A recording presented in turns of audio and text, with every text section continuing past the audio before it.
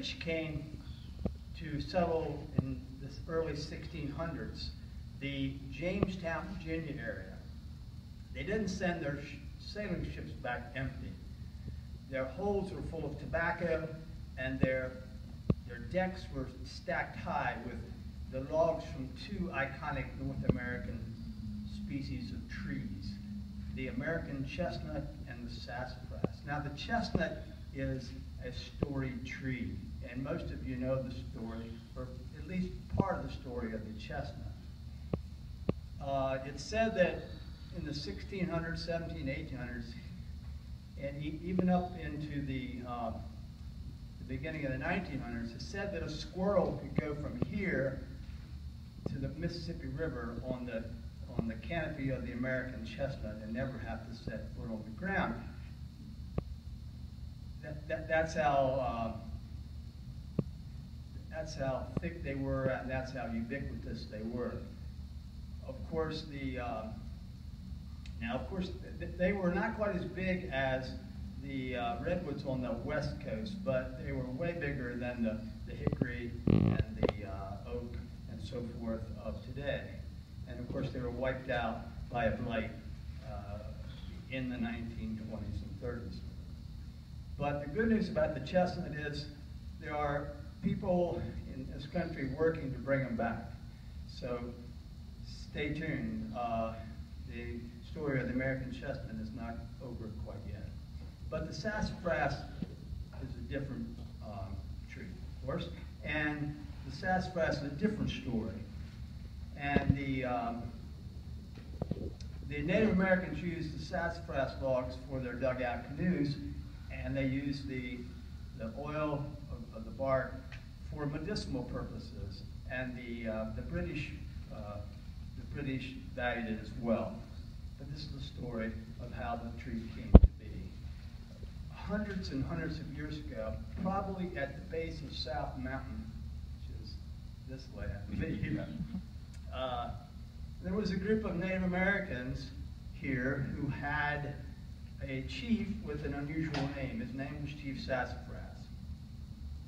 Now, Chief Sassafras was chosen to be the chief of the tribe because of his integrity and his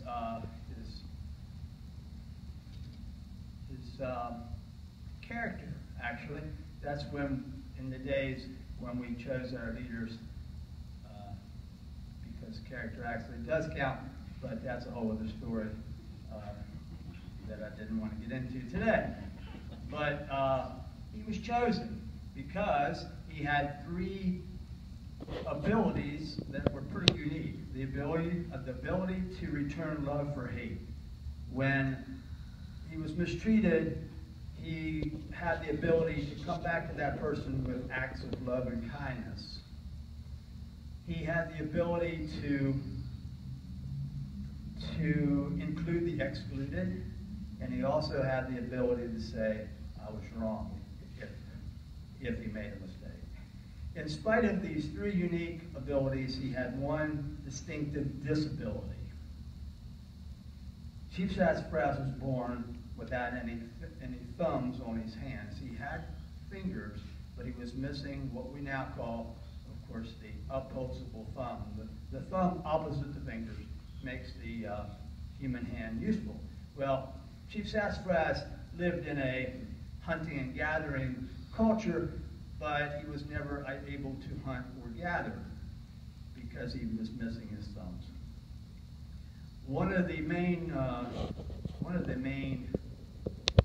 jobs that he did in the community was to send out the hunting parties and the gathering parties, and then he would wait patiently for their return. And one day he was waiting for their return to get a little later than usual, and he was admiring the sunset. And just as the sun slipped down over the horizon, why, the afterglow as well, the radiant colors were red and orange and purple, and he was really enjoying this experience.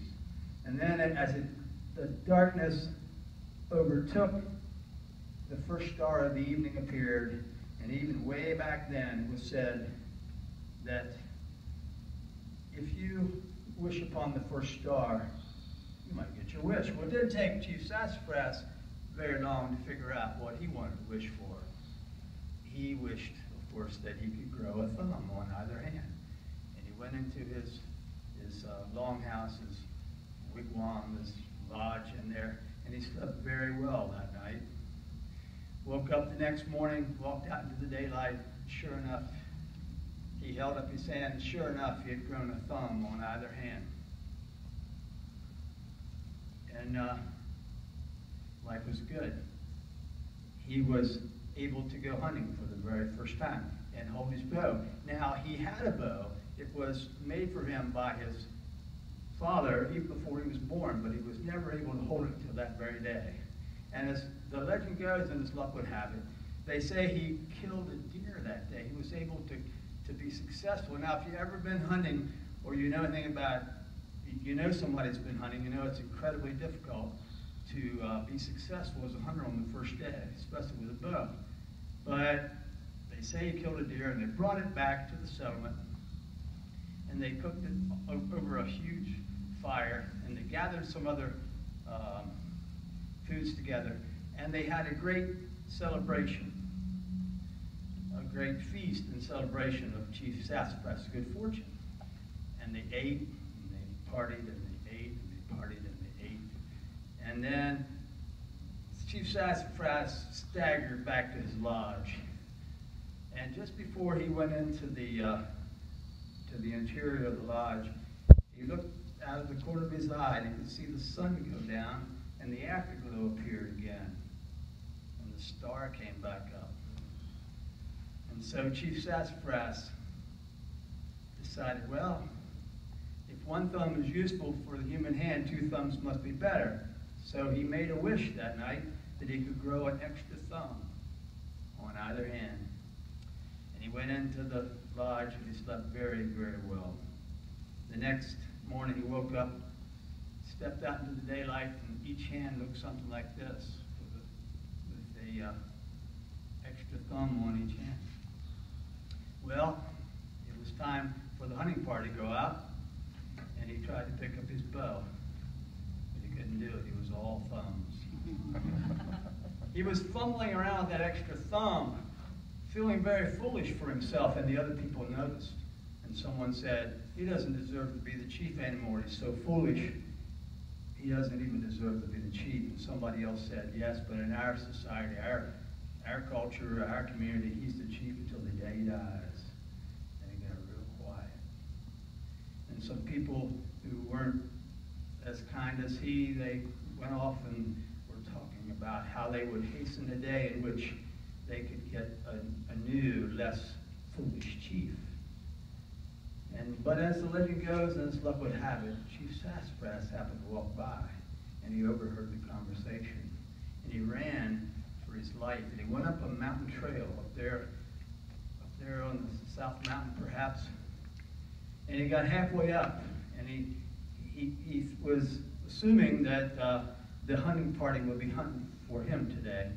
So he glanced back down the trail, and he could see that they were about halfway up the mountain. Actually, he was halfway up. They weren't quite that far up.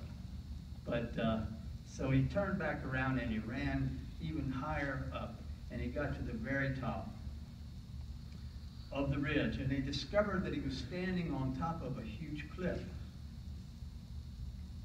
And he glanced back down the trail to see if they were still coming, and sure enough, they were. And at the base of the cliff, there was a raging river. He could hear the water, and he could see the whitecaps on the top of the surface of the water. He could smell it. He could almost taste it. And he glanced back down the trail, and they were right there. They were almost to the point, to the top of the ridge. And then he glanced back across, down back to the surface of the water, but then he instead looked out into the horizon, just in time to see the sun go down over the horizon, and the afterglow appeared. And Chief Sassafras made a third wish.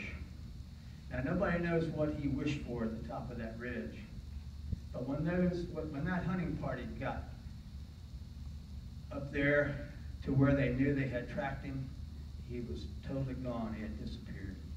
They looked down below at the raging river. They thought maybe they would see his lifeless body down there at the rocks at the base of the cliff. He wasn't down there either. And they looked again at the left and the right, and they searched and searched, and they never did find him. But as the legend goes, and as luck would have it, there was a brand new tree growing there they had never seen before. Some of the leaves on that tree were shaped like a hand without a thumb. Some of those leaves on that tree were shaped like a hand with two thumbs. I'm sorry, with one thumb, and then also with two thumbs. And that's the tree today that we call the Sassafras Tree, and that's how it came to be. Now, if you ever find yourself walking up a mountain trail at some point in your life, or down a mountain trail for that matter, or just out in the woods somewhere, and you come upon a sassafras tree, a tree that has very different leaves on the same tree. Very unusual. And if you do, think of Chief Sassafras. And remember, character actually does count. And in the meantime, remember that we all have the ability to return love for hate. And we all have the ability to include the excluded. And we all have the ability to say, I was wrong. And so while you're working on those tasks, in the meantime, be careful what you wish for. That's my kid.